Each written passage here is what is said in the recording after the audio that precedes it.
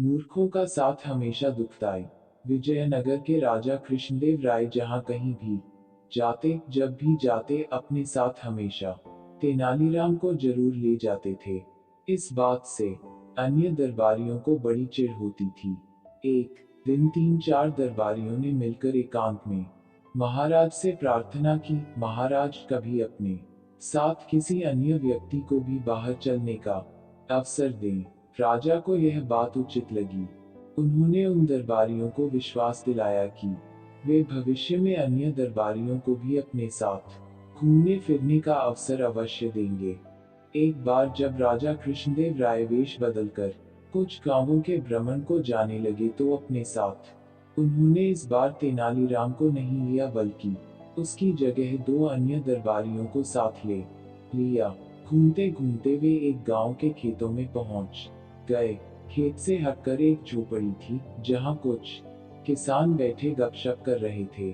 राजा और अन्य लोग उन किसानों के पास पहुंचे और उनसे पानी मांगकर पिया। फिर राजा ने किसानों से पूछा, कहो भाई लोगों, तुम्हारे गांव में कोई व्यक्ति कष्ट में तो नहीं है? अपने राजा से कोई असंतुष्ट तो नहीं है? इन प्रश्नों को सुनकर गांव वालों को लगा कि वे लोग अवश्य ही राज्य के कोई अधिकारी गण हैं। वे बोले, महाशय, हमारे गांव में खूब शांति है, चैन है, सब लोग सुखी हैं।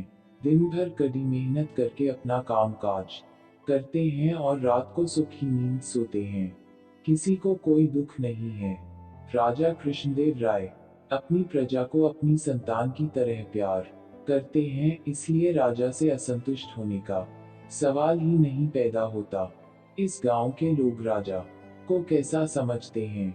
राजा ने एक और प्रश्न किया। राजा के इस सवाल पर एक बूढ़ा किसान उठा और ईख के खेत में से एक मोटा सा गन्ना तोड़ लाया। उस गन्ने को राजा को दिखाता हुआ वह बूढ़ा किसान बोला, श्रीमान जी, हमारे राजा कृष्णदेव राय बिल्कुल इस गन्ने जैसे हैं। अपनी तुलना एक गन्ने से होती देख राजा कृष्णदेव राय सकपका गए। उनकी समझ में यह बात बिल्कुल भी न आई कि इस बूढ़े किसान की बात का अर्थ क्या है। उनकी यह भी समझ में न आया कि इस गांव के रहने वाले अपने राजा के प्रति क्या विचार रखते हैं।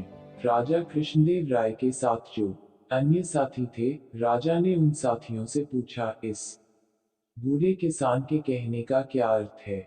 साथी राजा का यह सवाल सुनकर एक दूसरे का मुंह देखने लगे।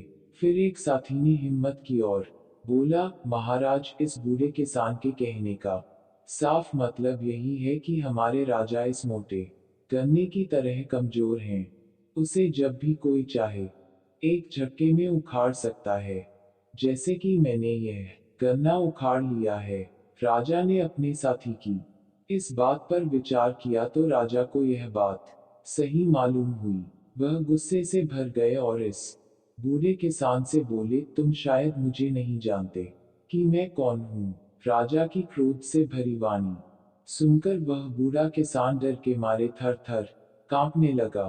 तभी झोंपड़ी में से एक अन्य बूढ़ा उठ खड़ा हुआ और बड़े नम्र स्वर बोला, महाराज, हम आपको अच्छी तरह जान गए हैं, पहचान गए हैं, लेकिन हमें दुख इस बात का है कि आपके साथी ही आपके असली रूप को नहीं जानते।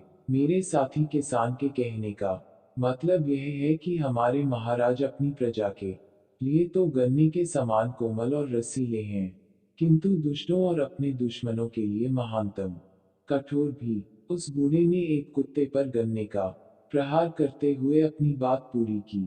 इतना कहने के साथ ही उस बूढ़े ने अपना लबादा उतार फेंका और अपनी नकली दाढ़ी मूंछें उतारने लगा। उसे देखते ही राजा चौंक पड़े। तेनालीराम, तुमने यहाँ भी हमारा पीछा नहीं छोड़ा। तुम लोगों का पीछा कैसे छोड़ता भाई? अगर मैं पीछा न करता तो तुम इन सरल हृदय किसानों को मौत के घाट ही उतरवा देते, महाराज के दिल में क्रोध का ज्वार पैदा करते। सो अलग, तुम ठीक ही कह रहे हो तेनालीराम। मूर्खों का साथ हमेशा दुखदाई होता है। भविष्य में मैं कभी तुम्हारे अलावा किसी और को साथ नहीं रखा करूंगा। उन सबकी आपस की बातचीत से गांव वालों को पता चल ही गया था कि उनकी झोंपड़ी पर स्वयं महाराज पधारे हैं और वेश बदलकर पहले से उनके बीच बैठा हुआ आदमी ही तेनालीराम है, तो वे उनके स्वागत के लिए दौड़ पड़े। कोई चारपाई उठवाकर लाया तो कोई गन्ने का ताजा रस निकाल कर ले आया। गांव वालों ने बड़े ही मन से अपने मेहमानों का स्वागत किया, उनकी आवभगत की। राजा कृष्णदेव राय उन ग्रामवासियों का प्यार देखकर आत्मविभोर हो गए। तेनालीराम की चोट से आहत हुए दरबारी मुंह लटकाए हुए जमीन कुरेदते रहे और तेनालीराम मंद मंद मुस्करा रहे थे।